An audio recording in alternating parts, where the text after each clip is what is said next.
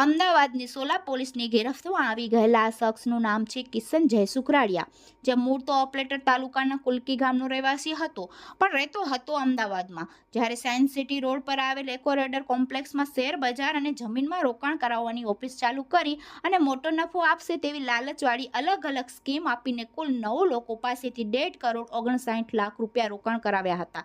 ત્યારે રોકાણકારોએ રોકેલા રૂપિયાનું વળતર ન મળતા અને નફો પરત ન આપતા રોકાણકારોએ સોલા પોલીસ સ્ટેશનના દરવાજા ખખડાવ્યા હતા અને બ્લોક માસ્ટર કિશન જયસુખરાડિયા સામે 1.59 લાખની છેતરપિંડીની ફરિયાદ નોંધાવી હતી. ત્યારે આખરે સોલા પોલીસે તેની ધરપકડ કરી છે.